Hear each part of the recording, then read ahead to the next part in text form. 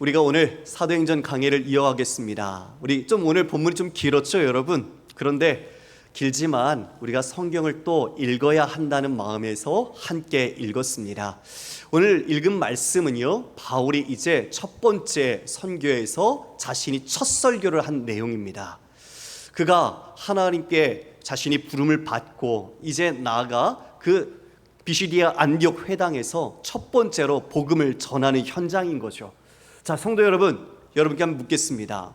여러분이 예수 믿고 난 뒤에 그 복음을 믿지 않는 사람에게, 친구나 아는 지인이나 가족에게 전하신 경험이 있습니까? 예, 있으시다면 정말 그것은 귀한 은혜입니다. 여러분, 정말 없으신 분들은 이 말씀을 듣고 다시 한번 믿음의 용기로 전할 수 있기를 간절히 소망합니다. 복음을 전하면요, 그 복음이 전하는 사람에게도 은혜가 돼요. 듣는 사람만이 아니라 복음을 전하게 하시는 성령의 역사가 내 안에서 일어나기 때문이죠. 오늘 말씀은 하나님께서 그 오랜 역사 속에서 어떻게 예수 그리스도를 준비하시고 그 복음을 우리에게 전해주셨는지를 바울이 간결하게 정리해 전하고 있는 겁니다. 바로 여러분, 저를 위해서 우리 하나님께서 어떠한 일을 하셨는가를 우리에게 말씀해주고 있는 거죠. 여러분, 심장이 뛰지 않습니까? 여러분, 무엇이 여러분의 마음을 뛰게 합니까? 돈입니까? 아니면 여러분이 원하는 소원이 이루어지는 겁니까? 아니면 여러분이 원하는 자리에 올라가는 겁니까? 여러분을 숨쉬게 하고 여러분을 움직이게 하고 여러분을 기동할 수 있게 하는 그 모든 원동력이 복음이 되기를 간절히 원합니다. 예, 그리스도인은 말씀과 복음의 사람입니다. 그것이 우리의 정체성입니다. 지금 바울이 그것을 잊지 않고 바울도 행하고 있는 것이죠. 오늘 이 여정 속에 어떤 일이 있는지 먼저 우리 지도로 함께 살펴보겠습니다. 여러분, 그 앞장에서 이미 안디옥에서 이 성령의 선택과 성령의 보내심으로 바나바와 그리고 사울이었죠, 이제 바울로 바뀌는데요, 그가 함께 그 수행원인 요한과 더불어 떠납니다. 굽으로 키프로스 섬에 이르러서 살라미에서 파포스라는 바보에 오게 되죠. 거기서 거짓 선지자 유대인이었던 엘루마를 만나는데 그에게 억압받고 그에게 종속되어 있었던 총독인 서기오 바울에게 하나님의 복음을 전함으로써 그가 그 모든 억압에서 벗어나 주님을 믿을 수 있게 되었습니다. 놀라운 역사가 첫 열매로 맺혀진 거죠. 이제 그들은 그 파포스를 떠나서 어디로 갑니까? 오늘 본문이 이제 말하고 있는데요, 아탈리아 항구로 향합니다. 배를 타고 아탈리아에 도착한 뒤에 13km 떨어진 밤빌리아의 버가라는 곳으로 가게 되죠. 여러분, 버가는 그 무덥고 습한 기후를 갖고 있습니다. 그래서 그곳에서는 풍토병이 많았다고 그래요. 특별히 말라리아나 열병이 있었던 거죠. 근데 그 버가에 이르러서 오늘 선교 일행이 어디를 향하는가? 북쪽으로 더 있는 비시디아 안디옥을 향합니다. 버가에서 비시디아 안디옥까지 직선거리로만 160km, 결코 짧지 않은 거리죠. 그리고 그 길이 험해요. 왜냐하면 그 사이에 거기에 타우루스 산맥이라는 해발 고도가 3000m나 되는 산이 있습니다. 그 산을 같이 넘어가야 되는 거예요. 그러니까 그 길이 결코 만만치 않은 거죠. 오늘 이 여정이 바로 본문이 그리고 있는 내용들입니다. 그러면 그 안에 어떤 일이 있었을까요? 우리 말씀 속으로 들어가 보겠습니다. 1절, 우리 13절 말씀을 함께 읽습니다. 시작. 바울과 및 동행하는 사람들이 바보에서 배 타고 밤빌리아에 있는 버가에 이르니 요한은 그들에게서 떠나 예루살렘으로 돌아가고, 바울이 드디어 역사의 전면에 등장합니다. 이름이 처음으로 기록되어 있죠. 바나바가 아니라 바울과 및 동행하는 사람, 네, 바나바 요한이죠. 같이 파포스에서 배 타고 밤빌리아에 있는 버가에 이르렀습니다. 그런데 여러분, 요한은 히브리식 이름이고 마가는 로마식 이름이죠. 우리 이 마가 복음을 쓴 저자입니다. 그가 이제 그들을 떠나서 예루살렘으로 돌아갔다라고 말합니다. 자, 여러분, 저를 보십시오. 우리가 여기에서 좀 두 가지 질문이 좀 제기가 됩니다. 첫 번째는 그 선교팀이 버가에 이르렀는데 버가에서 복음을 전하지 않았어요. 전하지 않고 그 험산 줄령인 타우루스 산맥을 넘어 가게 됩니다. 왜 바울이 그곳에서 복음을 전하지 않고 그곳 험지를 넘어서 가야 했을까? 그리고 두 번째로는 지금 요한, 이제 마가라고 좀 표현하겠습니다. 그게 더 우리에게 친숙하니까. 마가가 왜 지금까지 같이 왔는데 이 버가에서 돌아갔을까? 예루살렘으로 자신이 돌아가는 일이 왜 어떻게 일어날까? 이 질문이 생깁니다. 우리가 질문 속에서 오늘 말씀과 함께 더불어 보기를 원하는데요, 서두에 드린 것처럼 버가에 이르렀을 때 여러분 무슨 문제가 있었던 것 같아요. 그 문제가 어떤 것일까요? 일부 학자들은 이 바울이 말라리아에 걸렸을 가능성을 제기합니다. 왜냐하면 말씀드린 것처럼 버가에서 이 말라리아와 열병이 유행했습니다. 습하고 무더운 그 기후 때문에 그런 질병들이 있었던 거죠. 더군다나 그것을 더 어떻게 보면 뒷받침해 주는 것이 갈라디아서 4장 13절에 보면 이렇게 기록되어 있습니다.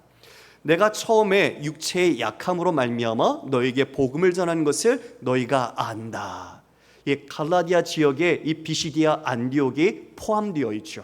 그러니까 자신 바울이 쓴 서신에서 자기가 그 당시에 어떤 상태였는지를 이야기하는데 육체가 약했다, 건강이 좋지 않았다는 것을 이야기해 주고 있습니다. 그래서 이로 밀어보건대 바울이 말라리아의 그런 질병에 걸렸을 것으로 추정이 됩니다. 자, 이제 그러한 풍토병에 걸린 그가 그것을 치료하기 위해서 어떻게 해야 했을까요? 당시의 치료법 중에 하나가 그렇게 풍토병에 걸린 곳에서 정반대의 환경으로 가는 것이었다고 그래요. 그러니까 습하고 무더운 곳에서 자신이 그런 병이 걸렸으니 이제 조금 더 시원하고 선선한 곳으로 가게 되는 거죠. 그것을 따라간 곳이 바로 어디냐? 이 아나톨리아 고원지대에 있던 바로 비시디아 안디옥이었던 거죠. 이 비시디아 안디옥이 해발 고도가 1100m 이상에 있던 곳이었습니다. 그러니까 그곳에 자신의 이 질병을 지금 고치기 위해서 그 험산 줄령인 타우루스 산맥을 넘어 가야 했던 것이죠. 그리고요, 여러분 그 당시에 그 길의 이름이 비아 세바스테라고 하는데 아주 그 길에는 악한 강도들이 출몰했다고 그래요. 호모 나데시안이라는 강도가 아주 유명해서 로마 제국이 그들을 압제하기 위해서 그들을 잡으려고 노력했다고 합니다. 바로 그 길도 그러기 위해서 만들었다고 이야기하는데요, 고린도서 11장에 바울이 자신이 선교하면서 겪었던 수많은 어려움들을 이야기해요. 근데 그 중에 강도의 위험을 이야기합니다. 학자들은 바로 지금 이곳 타우루스 산맥을 넘기 위해 그 세바스테의 길을 가는 바로 그 길이 이 바울이 말한 강도의 위험이 있었던 곳으로 추론하고 있는 것이죠. 자, 여러분, 그러면 이런 생각이 들어요. 저라면 성령께서 떠나라고 말씀해 주셨고 그 길을 인도하셔서 내보내셨잖아요. 그러면 그 길에 먼 길까지 복음 전하러 왔는데 왜 바울에게 이런 질병이 걸렸을까요? 왜 내게 이런 아픔을 주셨을까? 이런 생각이 들 것 같아요. 하나님의 일을 한다고 하면서 우리가 이렇게 질병에도 또 여러 역경과 어려움을 겪기도 합니다. 여러분, 우리가 이것을 분명히 알아야 돼요. 믿음이라는 것이 우리의 무병장수와 우리가 이 땅의 형통을 추구하는 것이 아니라는 것을 반드시 알아야 합니다. 그러니까 우리의 사업이 형통하고 우리의 삶이 평안한 것이 내 믿음의 좋음이 아니고요, 우리가 사업이 안 되고 삶이 어려워도 내 믿음이 나쁜 게 아니에요. 그러니까 우리의 믿음이 곧 나의 소망과 연결되어서 그 열매 맺는 것으로 드러나는 믿음이 성경이 말하는 믿음이 아니라는 것이죠. 하나님의 믿음은 그 모든 환경과 어려움을 불구하고 그곳에서 주님의 생명과 복음을 전하는 그 믿음으로 드러나야 한다는 것을 우리에게 교훈하고 있는 것입니다. 믿음, 여러분 가운데 어떻게 드러나고 계십니까? 그런데 그런 상황 속에 또 마가마저도 도망가 버렸네요. 마가마저도 자신이 그 모든 일을 내팽겨치고 떠나버린 거예요. 일정에 있던 일이 아니에요. 그가 자신을 파송했던 수리아 안디옥에 있는 교회로 간 것도 아니고 자신의 집이 있는 예루살렘으로 가버렸어요. 부잣집 아들이죠. 그리고 바나바의 조카입니다. 그런데 그가 무단 이탈을 했습니다. 이유에 대해서는 그가 향수병에 걸렸다, 아니면 이제 마주해야 할 그 험산 줄령과 선교의 여행을 보니 너무 험난해서 그것을 감당할 수가 없어서 도망갔다, 이런 이야기가 있어요. 여하간 어찌되었건 여러분, 이 일로 인해 바울은 실망하지 않았을까요? 여러분 같으면 3명이 선교 여행을 떠났습니다. 그런데 지금 자신의 몸은 질병으로 아파요. 그런데 한 명은 마저 도망쳐버렸어요. 여러분 어떻게 하시겠습니까? 이게 선교할 분위기가 날까요? 선교팀 서로 관계가 어땠을까요? 자, 저를 보십시오. 중요한 시간입니다. 자, 그런 상황 속에 지금 어쩌면 포기하기가 더 쉽겠죠. 바울이 저 요한, 마가는 믿음도 용기도 헌신도 부족해, 이런 마음 가질 수 있겠죠. 2차 선교를 앞두고 그래서 바울과 바나바가 대판 싸웁니다. 그 싸움이 얼마나 크게 싸웠던지 성경에까지 기록이 되어 있어요. 바울은 그런 사람 나 절대 앞으로 못 데리고 간다, 나 그런 사람 필요 없다, 완강하게 고집했죠. 바나바는 자신의 별명답게 위로의 아들, 아니다, 비록 그가 그렇게 한번 했지만 우리가 다시 권면해서 세워서 데리고 가자. 그런데 두 사람 마음이 서로 일치가 안 돼요. 그래서 결국 어떻게 됩니까? 두 사람이 갈라집니다.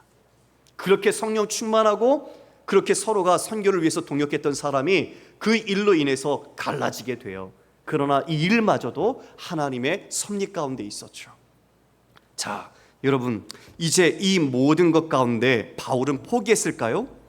아니요, 바울이 포기하지 않았습니다. 왜요? 바울은 자신의 서신 안에서도 늘 강조하는 성구, 자신의 정체성이 있어요. 바로 예수 그리스도의 종이라고 표현합니다. 자신이 누군지를 알았어요. 내가 결정하는 게 아니죠. 왜요? 성령께서 보내셨잖아요. 성령께서 보내셨는데 그런 일이 있다면 그 일에 의미가 있겠죠. 허락하신 이유가 있겠죠. 그것을 통해 하나님이 이루시고자 하는 것이 있겠죠. 그래서 바울은 포기하지 않아요. 중도에 돌아오지 않아요. 에베소로 갈 수도 있고 편한 곳으로 갈 수 있겠지만 아니요, 가는 거예요. 전진해 나가는 거예요. 여러분, 우리는 뒤로 물러가 멸망할 자가 아니라 영혼의 구원함을 이루는 믿음을 가진 자입니다. 우리는 그러므로 우리의 안에 주님 일하시니 우리 또한 포기하지 않습니다.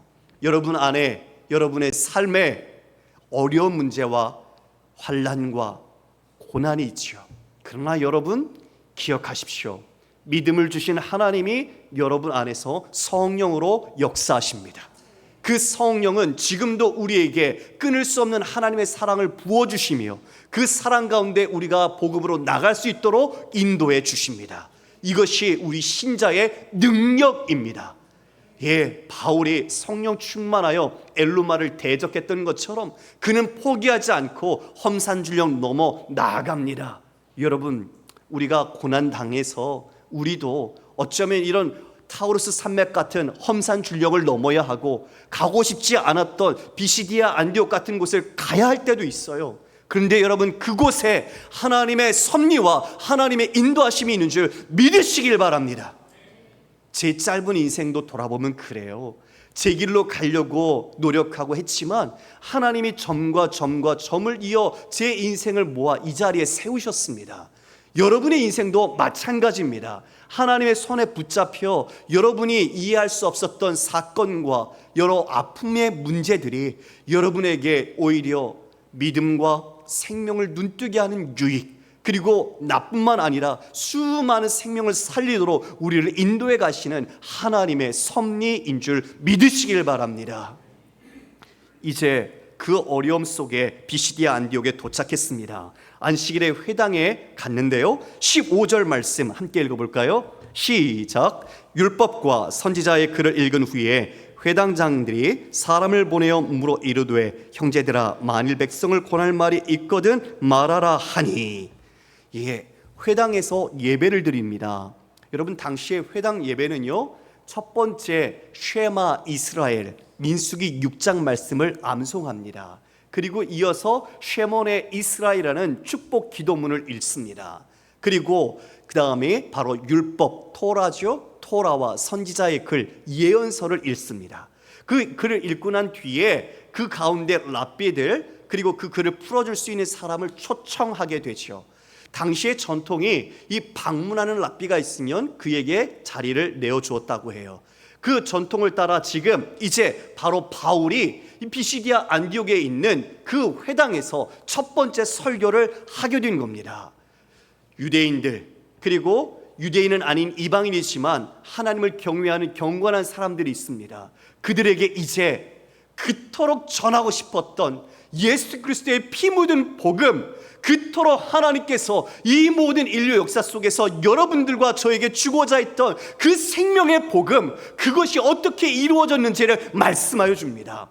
특별히 출애굽부터 시작해서 그리고 예수에 이르기까지 약 그 당시로부터 1900년 전에 있었던 일, 그 모든 것들을 되짚으며 설명해 줍니다. 여러분, 이게 단순히 역사를 말하는 걸까요? 여러분, 그 역사에는 맥락이 있습니다. 컨텍스트가 있습니다. 그 안에는 스토리가 있단 말입니다.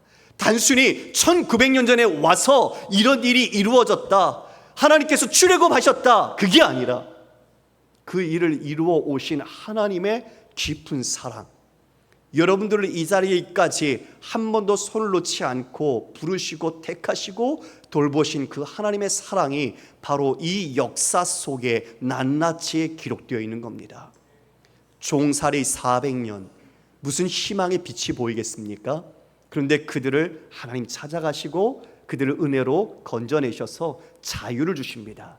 그리고 그들을 하나님의 백성이라고 높여주시고 그들을 건져 인도해 주셨습니다. 그런데 광야길 40년 내내 이스라엘 백성들은 원망과 불평을 그치지 않았습니다. 하나님은 그럼에도 참으셨죠. 그들을 사랑하셨죠. 그들을 품고 그 길을 인도하여 어디로 이끌어 가셨습니까? 드디어 마침내 약속하신 가나안 땅에 들어가게 하셨습니다. 7 족속, 그 모든 가나안 족속을 물리치게 하셔서 그 모든 이제 아브라함에게 약속하신 대로 400년의 종살이와 40년의 그 광야 생활, 그리고 7년에 거치는 정복 전쟁, 약 450년을 거쳐서 드디어 그 감격스러운 아브라함에게 주시마 약속하셨던 그 약속의 땅에 발걸음을 내딛게 된 것입니다. 할렐루야! 이 감격이 얼마나 깊습니까? 여러분이 종된 노예였다고 생각해 보십시오. 어떤 자유와 자신에게 기쁨과 어떤 희망의 빛이 없었다고 여겨보십시오. 그런 그들을 하나님 붙드셔서 이제 진정한 자유와 약속의 땅에 들어가게 하셨습니다. 그리고 그뿐만입니까? 그 이후에 사사들을 보내주시고 선지자를 통해 일하십니다. 그리고 왕을 요구하자 바로 기스의 아들 베냐민 지파 사울을 왕으로 세워주셨죠. 다 들어주시고 다 보내주시고 인도하시고 이렇게 이끌어 주셨습니다. 그러나 사울은 불순종했습니다. 결국 하나님은 그를 패하셨습니다. 아파하셨습니다. 그리고 이어 다윗을 세우십니다. 다윗에 대하여 하나님께서 이렇게 말씀하십니다. 22절 함께 읽겠습니다. 시작. 패하시고 다윗을 왕으로 세우시고 증언하여 이르시되 내가 이새의 아들 다윗을 만나니 내 마음에 맞는 사람이라 내 뜻을 다 이루리라 하시더니, 마음에 맞는 사람이다, 그가 내 뜻을 다 이룰 것이라고 말씀하시죠. 그리고 23절에 보니까 하나님이 약속하신 대로 이 사람의 후손에서 이스라엘을 위하여 구주를 세우셨으니 곧 예수라. 다윗과 하나님이 무슨 약속을 하신 것을 알 수 있습니다. 무엇을 약속하셨을까요? 바로 사무엘하 7장에 나오는 다윗 언약입니다. 7장 12절 말씀을 함께 읽겠습니다. 시작. 내 소환이 차서 내 조상들과 함께 놀 때에 내가 내 몸에서 날 내 씨를 내 뒤에 세워 그의 나라를 견고하게 하리라. 이게 바로 다윗 언약의 핵심입니다. 하나님께서 다윗의 혈통, 다윗의 계보를 통해서 날 씨, 바로 그 후손이 그의 나라를 견고하게 할 것이다. 여러분, 바로 다윗의 자손 후손은 유대인들에게 있어서는 메시아라는 것을 상징하는 말이었습니다. 여러분, 누가 오셨습니까? 예수 그리스도께서 오셨습니다. 할렐루야. 다윗에게 약속하신 대로, 언약한 대로 하나님께서는 신실하게 성취하셨습니다. 예수 그리스도를 보내주셨으니 이스라엘 위하여 구주가 세우셨으니 곧 예수라. 여러분, 하나님은 한 번도 우리를 배신하지 않으셨습니다. 간략하게 이야기했지만 사울 그리고 그 이후의 모든 삶이 여러분 하나님의 은혜가 끊이지 않았기에 지금 이 예수 그리스도를 이 땅에 보내주셨던 것이죠. 예수님, 바로 그분은 우리의 주인이시며 우리의 통치자시고 우리의 구주가 되십니다. 그를 뒷받침하기 위해 바울은 세례 요한을 이야기합니다. 광야에 외치는 자, 예수님이 오실 길을 예비하는 자, 회개의 세례를 전했던 자, 그가 묻지요, 너희는 날 누구라고 하느냐? 그러나 자기를 이렇게 고백합니다. 나는 그리스도가 아니라 내 뒤에 오시는 이가 있으니 나는 그의 신발끈을 풀기도 감당하지 못한다. 세례 요한은 자신을 알았고 자신의 뒤에 오실 분이 메시아이심을 외치며 그분을 가리켰습니다. 겸손히 그분을 드높였습니다. 그리고 그분이 오셨습니다. 이제 요한 이어 이제 예수 그리스도의 그 모든 사역이 이루어지죠. 26절, 27절 말씀 우리가 함께 읽어볼까요? 시작. 형제들아, 아브라함의 후손과 너희 중 하나님을 경외하는 사람들아, 이 구원의 말씀을 우리에게 보내셨거늘 예루살렘에 사는 자들과 그들 관리들이 예수와 및 안식일마다 외우는 바 선지자들의 말을 알지 못하므로 예수를 정죄하여 선지자들의 말을 응하게 하였도다. 하나님께서 구원의 말씀을 보내셨죠. 그 수많은 선지자들을 통해서 하나님께서는 이미 예언서에 기록을 해놓으셨습니다. 그리고 우리의 메시아이신 예수님이 오셔서 어떤 길을 가게 될 것인지 가르쳐 주셨죠. 예수님께서도 제자들에게 친히 3차례에 걸쳐서 고난과 그리고 십자가의 죽음, 그것을 이야기해 주셨습니다. 부활을 말씀하셨죠. 그런데 이 구원의 말씀이신 우리 주님을 보내셨지만 27절에 예루살렘에 사는 자들, 유대인들이시요 그리고 그 관리들, 종교 지도자들입니다. 그들은 예수를 알지 못했다. 예수를 알기를 원치 않았고 알고자 힘쓰지도 않았습니다. 그뿐만입니까? 그들이 안식일, 바로 우리에겐 주일이지요. 그렇게 안식일마다 예배드리며 외우는 그 모든 예언서의 말씀을 알지도 못했다. 이 말씀이 제 마음속에 묵직하게 어제 자리 잡았습니다. 사랑하는 성도 여러분, 우리가 주님을 믿음으로 따르는 그리스도인입니다. 그런데 지금 이 안식일마다 유대인들이 말씀을 암송했습니다. 그들에겐 그것은 당연한 기본적인 거였습니다. 그런데 그 말씀 속에 담긴 오실 예수님이 누군지를 모릅니다. 뭐 한 겁니까? 말씀을 달달 암송하면 무엇합니까?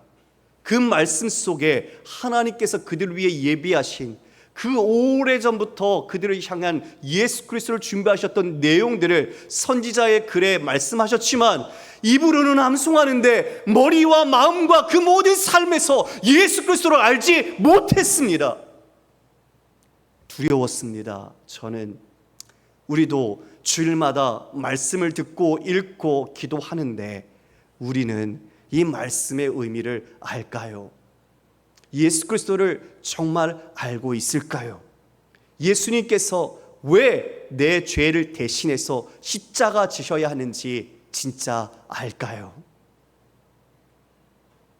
우리 모두가 다시 한번 이 아이러니 속에서 우리의 믿음은 정말 살아있는 믿음이고 하나님 기뻐하시는 믿음인지 우리가 돌아보기를 원합니다. 여러분, 이들은 무지했습니다. 예수님을 알고 싶어 하지도 않았고 예수님을 도리어 오히려 이방인 로마에 있는 빌라도와 힘을 합쳐서 예수님을 죽였습니다. 신성 모독이라고, 황제를 대신하고 황제에게 도전하는 자라고 반역죄를 물어서 예수님을 십자가에 달아 죽였습니다. 모든 게 마치 끝난 것 같았습니다. 주님은 이제 실패자로 낙인 찍힌 것 같았습니다. 그러나 아니요, 그것마저도 성경에서 이미 말씀되어졌던 메시아의 고난이었고, 하나님은 그것마저도 인간의 불의를 통해 하나님의 이 모든 섭리를 응하게 하셨습니다. 하나님은 아신 겁니다. 우리의 불의를, 우리가 어떻게 할지를 다 아셨습니다.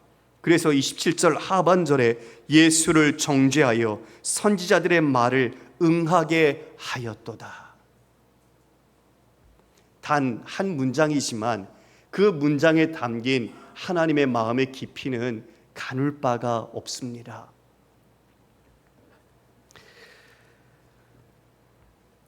사랑하는 교회 여러분, 예수님의 시체를 나무에서 이제 내려서 죽은 자 가운데 두었습니다. 그러나 하나님은 그를 다시 죽음에서 살리셨습니다. 만약 죽음으로 끝났다면 우리에게는 더 이상 소망이 없었을 겁니다.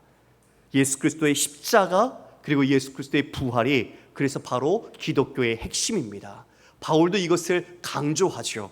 로마서 1장 3절 4절 말씀입니다.